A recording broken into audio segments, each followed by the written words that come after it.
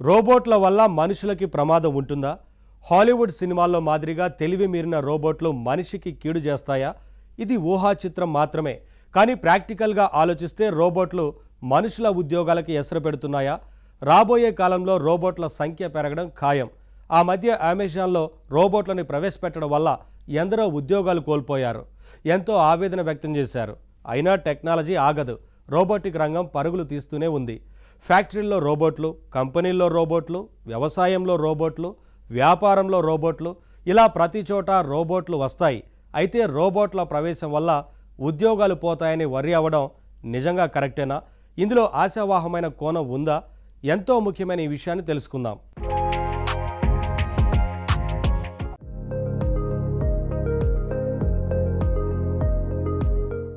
Amazon సంస్థలో పిచ్చుకల వల్ల ఉద్యోగులకు ప్రమాదం రాబోతోందంటూ ఆ మధ్య జోక్స్ వచ్చాయి. అదేమిటి, కోళ్ల వల్ల ప్రమాదాలు, పావురాల వల్ల ప్రమాదాలు విన్నాం గానీ పిచ్చుకల వల్ల ప్రమాదం ఏమిటి అనుకున్నారు. అక్కడ పిచ్చుక అంటే స్పారో. అది ఒక రోబోట్ పేరు.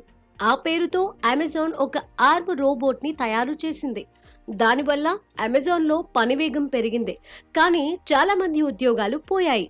అందుకే పిచ్చుక మీద బ్రహ్మాస్త్రం లాగా చిన్న ఉద్యోగుల మీద రోబోట్ ప్రభావం పడింది. మరి ఇది న్యాయమేనా అంటే, ఇండస్ట్రియల్ గా చూసినప్పుడు అనేక కోణాలలో సమస్యని చూడాలని అమెజాన్ అంటోంది.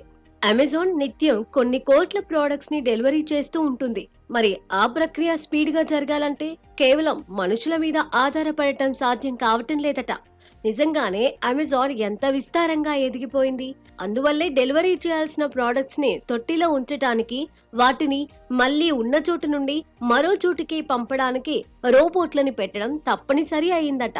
స్పారో మాత్రమే కాదు, అమెజాన్ లో ఇంకా చాలా రోబోట్లు ఉన్నాయి. రాబిన్ అనే రోబోట్ ఎప్పటి నుంచో ఉంది. తర్వాతి కాలంలో కార్డినల్ అనే మరొక రోబోట్ వచ్చింది. ఇలా ఎప్పటి అవసరాలను బట్టి అప్పుడు కొత్త రోబోట్లని అమెజాన్ వాడుతూ వస్తోంది. ఒకే రకం రోబోట్లు అన్ని రకాల ప్రోడక్ట్స్ ని హ్యాండిల్ చేయలేవు. అందువల్ల వివిధ రకాల ప్రోడక్ట్స్ కోసం వివిధ రకాల రోబోట్లని ఉత్పత్తి చేస్తున్నామని చెబుతున్నారు. ఏది ఏమైనా వీటి వల్ల ఉద్యోగుల్లో ఆందోళన ఏర్పడింది. పరిశ్రమలో రోబోట్స్ అనగానే ఉద్యోగాలు పోతాయనే భయం సహజం, కానీ అది కరెక్ట్ కాదు. తాత్కాలికంగా కొంత ఆందోళన ఉంటుంది, కానీ దీర్ఘకాలంలో అది లాభకరమే అని చెప్పాల్సి ఉంటుంది. ఎందుకంటే రోబోట్ అనేది బోరింగ్ పనుల్ని తను తీసుకుంటుంది. ఉదాహరణకి అమెజాన్ విషయమే తీసుకుంటే, ఏ మనిషి కూడా అలాంటి ప్యాకింగ్ పనుల్ని గంటల తరబడి చేయలేడు, యంత్రంలా పని చేయలేడు. ఓపిక నశించడమే కాక బోర్ కొడుతుంది. కానీ రోబోట్ అనేది యంత్రం కాబట్టి దానికి బోర్ ఉండదు. అలా ఎన్ని గంటలైనా చేసుకుపోతుంది. అంతేకాదు, మనిషి చేయలేని భారమైన పనుల్ని కూడా రోబోట్ నెత్తికెత్తుకుంటుంది. ఆలోచించండి, ఒకప్పుడు కూలీలు ఎంత బరువైన పనులు చేసేవారు, కానీ యంత్రాలు వచ్చాక వారికి ఆ శ్రమ తగ్గింది కదా. ఉపాధి మరో రూపంలో లభిస్తుంది. అలాగే రోబోట్ల వల్ల ఓవరాల్ గా మనిషి మరింత సులువైన పనుల వైపు మళ్లే అవకాశం ఉంది. ఇక మరో కోణం, ఉద్యోగుల అవైలబిలిటీ. అన్ని దేశాల్లోనూ ఒకే పరిస్థితులు ఉండవు. కొన్ని దేశాల్లోని జనం కొన్ని రకాల ఉద్యోగాల్ని ప్రిఫర్ చేస్తారు. కొన్ని ఉద్యోగాల్లో ఎన్ని ఖాళీలు ఉన్నా ఎవరూ పట్టించుకోరు. అలా మనుషులు దొరకని రంగాల్ని రోబోట్లతో ఫిల్ చేస్తున్నారు ఇప్పుడు.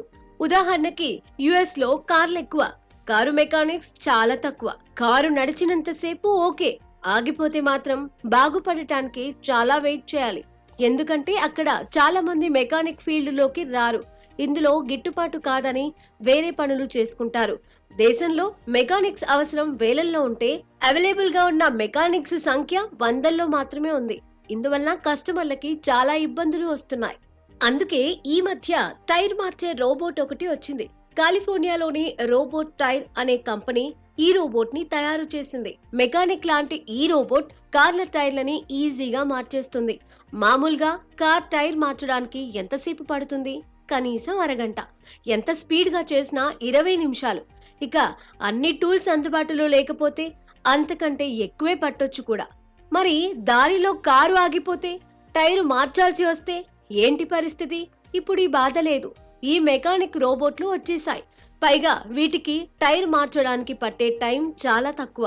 4 టైర్లు మార్చడానికి మొత్తం కలిపి 10 నిమిషాలు తీసుకుంటాయి ఇవి. రోబోట్ కి ఉండే మెకానికల్ పవర్ ఆర్టిఫిషియల్ ఇంటెలిజెన్స్ వల్ల వచ్చే మేధాశక్తి. ఈ రెండు కలిస్తే ఎంత గొప్ప సర్వీస్ ఇవ్వవచ్చో రోబోట్లు నిరూపిస్తాయి. కార్లకి టైర్లు మార్చే పనిని సింపుల్ గా చేసి పారేస్తుంది.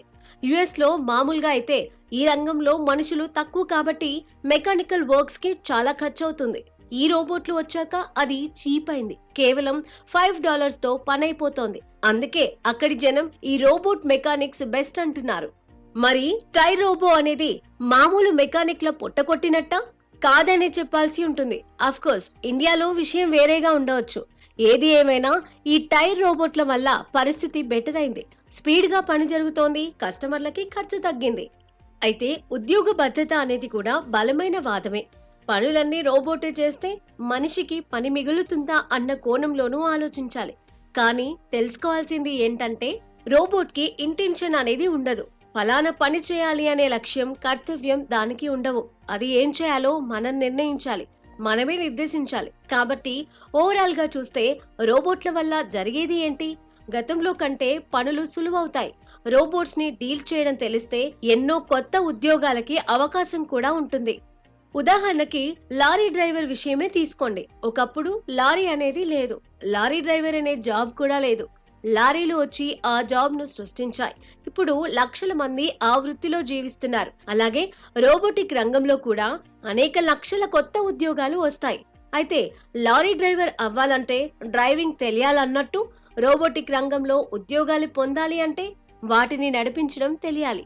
కాబట్టి మొదట్లో నిరుద్యోగాన్ని సృష్టించినప్పటికీ భవిష్యత్తులో రోబోట్లు కొత్త కొత్త ఉద్యోగ అవకాశాల్ని సృష్టించి తీరతాయన్నది నిజం.